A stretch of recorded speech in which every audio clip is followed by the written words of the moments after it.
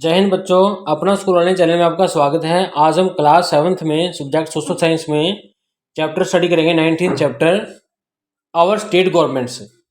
तो चैप्टर शुरू करने से पहले आपको रिक्वेस्ट करेंगे कि आप अपने चैनल को सब्सक्राइब नहीं किया तो प्लीज़ सब्सक्राइब करें, वीडियो अच्छी लगे तो लाइक एंड शेयर करें। तो ये शुरू करते हैं चैप्टर को।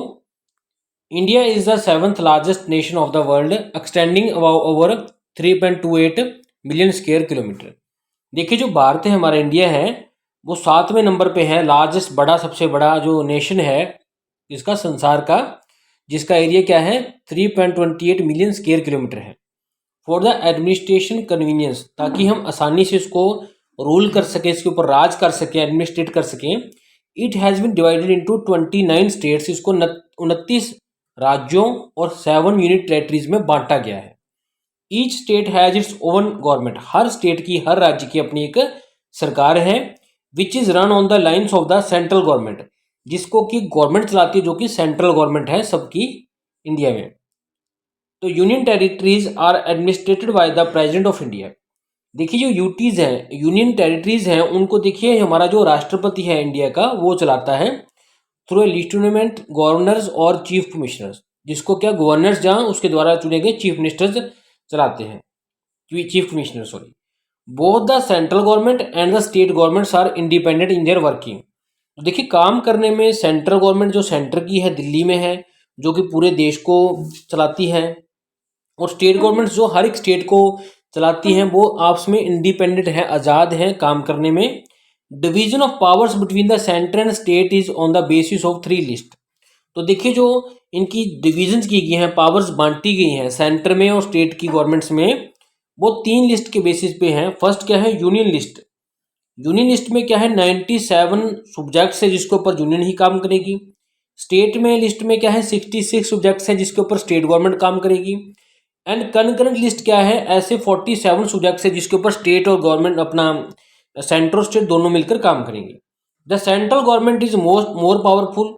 जो हमारी सेंटर की गवर्नमेंट है, जो दिल्ली में बैठती है, जिसमें प्रधानमंत्री है, वो ज़्यादा पावरफुल है। As it has more power, क्योंकि इसके पास ज़्यादा पावर है, मोर रिसोर्सेज ज़्यादा स्रोत हैं, और मोर फाइनेंस ज़्यादा पैसा है। Still the state governments have an independent identity. लेकिन जो स्टेट की, राज्य की जो गवर्नमेंट से सरकारें हैं वो भी आज़ाद है, उनकी अलग आइडेंटिटी है, और वेरी इंपॉर्टेंट, बहुत ज़रूरी भी हैं प्ले करने के लिए हमारा जो इंडियन फेडरल सिस्टम है, जो हमारा इंडिया का सिस्टम है राज करने का। तो बात करते हैं हम स्टेट लेजिस्लेशन की, जो स्टेट लेवल पे बनती हैं सभाएं। तो देखिए, इन मोस्ट स्टेट्स, ज़्यादातर जो हमारे राज्य हैं, लेजिस्लेशन हैज़ ओनली 1 हाउसेज। तो एक ही तरह की ग्रुप होता है हाउस का, जैसे कि पार्लियामेंट में राज्यसभा लोकसभा होता है, उस तरह से राज्य लेवल पे भी एक लेजिस्लेशन होती है जिसको कहते हैं लेजिस्लेटिव असेंबली, जिसको हिंदी में कहते हैं विधानसभा। तो एक होती है ज़्यादातर राज्यों में। ओनली 6 स्टेट्स, उत्तर प्रदेश, बिहार, महाराष्ट्र, कर्नाटका, जम्मू कश्मीर, आंध्र प्रदेश, ये कुछ ऐसी स्टेट्स हैं, जो कि 6 ऐसी स्टेट्स हैं जिनके पास 2 हाउसेज हैं। मीन लेजिस्लेटिव असेंबली विधानसभा तो है ही है, साथ में legislative council mean Vidhan Parishad भी है। तो मीन्स जिस तरह पार्लियामेंट में लोकसभा राज्यसभा है, तो कुछ स्टेट्स बड़ी होने के कारण वहाँ पे दोनों हैं। तो number of members in an assembly, देखिए किसी भी असेंबली में, चाहे वो विधानसभा है, राज्यसभा, चाहे विधान परिषद है, जो उसके लोग हैं उसमें कितने लोग होंगे, ये डिपेंड करता है वहाँ की पॉपुलेशन के ऊपर, वहाँ की जनसंख्या के ऊपर, कि उस राज्य की, उस स्टेट की क्या जनसंख्या है। हाउएवर, लेकिन मिनिमम जो स्ट्रेंथ है, मिनिमम कम से कम 60 बंदे, और मैक्सिमम जो कि है 500 तक हो सकते हैं, इससे ज़्यादा नहीं हो सकते। Its members are directly elected by the people. तो देखिए, जो विधान सभा है, जिसको लेजिस्लेटिव असेंबली कहते हैं, इसमें जो भी लोग चुने जाएंगे वो डायरेक्टली लोगों द्वारा चुने जाएंगे वोट डालकर। तो मिनिमम एज जो है मेंबर की, लेजिस्लेटिव असेंबली का मेंबर बनने के लिए उसमें, तो वो क्या है 25 ईयर्स है, 25 साल है। Some seats are reserve for the schedule caste and schedule tribes.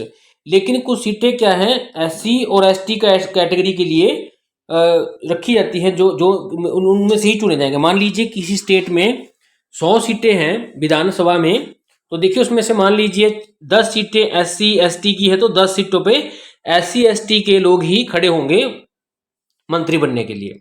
तो मीन्स कुछ रिजर्व किए गए हैं।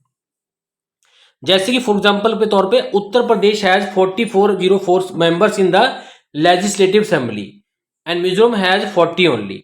तो जैसे कि उत्तर प्रदेश में 450 में 4 मेंबर्स है लेजिस्लेटिव असेंबली में और मिजोरम में 40 है। मीन मिजोरम क्या था, छोटी स्टेट थी तो छोटे लोग हैं, थोड़े लोग हैं, और अपना उत्तर प्रदेश बड़ी थी तो 404 मेंबर्स हैं साइज के according. The term of the legislative assembly जो है विधानसभा की जो कार्य करने की टाइम है वो 5 ईयर्स है। In case it is not functioning according to the constitution, लेकिन मान लीजिए ये संविधान के अकॉर्डिंग काम नहीं कर रही, वो काम नहीं कर रही जिसके लिए इसको चुना गया था, जो हमारे जहाँ संविधान में कहा गया है, तो it can be dissolve earlier also, तो इसको हम उससे पहले समय के पहले भी रद्द कर सकते हैं, कैंसिल कर सकते हैं। इन सच ए सिचुएशन, ऐसे हालात में क्या होगा, अब गवर्नमेंट कौन चलाएगा, प्रेसिडेंट रूल लग जाएगा वहां पे उस स्टेट में, उस राज्य में जिसकी की विधानसभा अच्छी तरह काम नहीं करेगी। तो देखिए लाइक द लोकसभा, जैसे कि लोकसभा होती है पार्लियामेंट में, लेजिस्लेटिव असेंबली जो है उसका भी एक स्पीकर होता है, एक डिप्टी स्पीकर होता है। तो मीन स्पीकर क्या करता है, मीटिंग्स लेता है असेंबली की एंड कंडक्ट्स इट्स बिजनेस, और उनके सभी एक्टिविटीज को कंट्रोल करता है।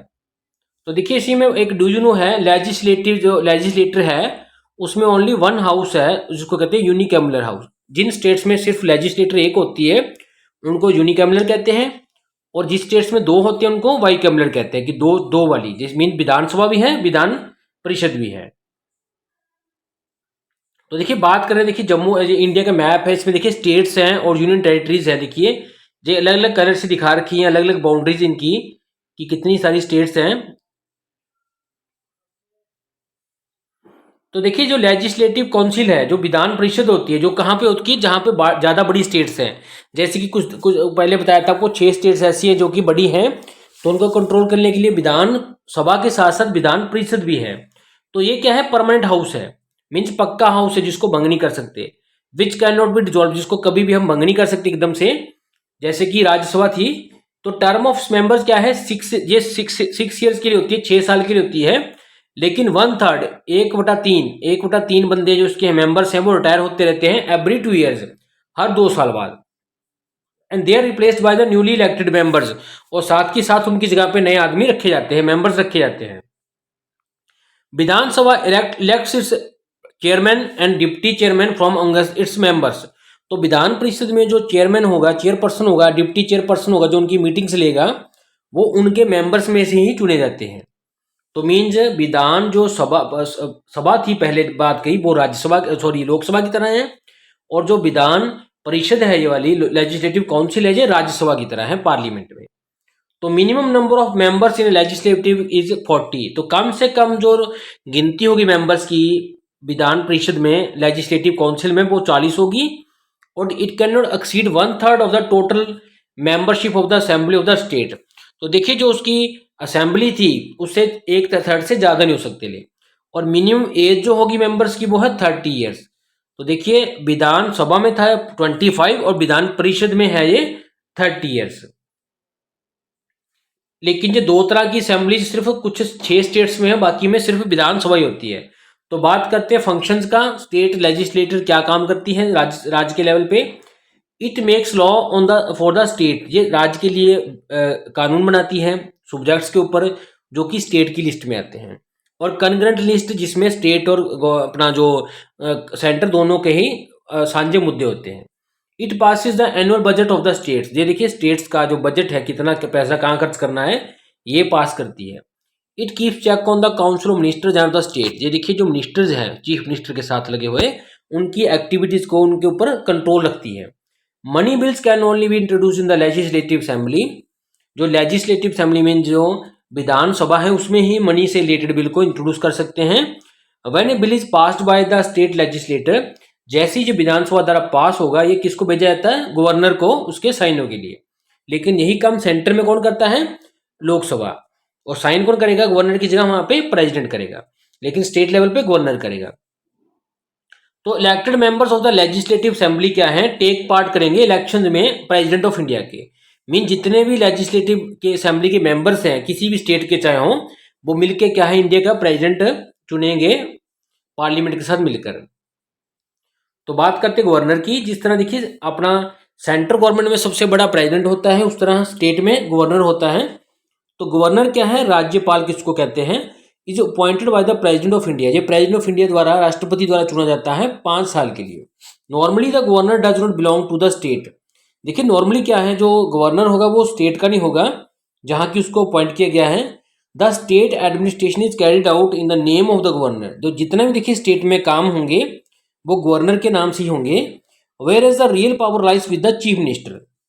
जबकि जो रियल पावर है, असली ताकत जिसके पास है, चीफ मिनिस्टर के पास है, उसके काउंसिल ऑफ मिनिस्टर के पास है। तो कहने का मतलब देखिए, जैसे कि आपने पढ़ा होगा कि जैसे पार्लियामेंट में, सेंटर में क्या है, राष्ट्रपति का तो नाम चलता है, लेकिन काम करता है, पावर कौन यूज करता है, प्राइम मिनिस्टर, प्रधानमंत्री।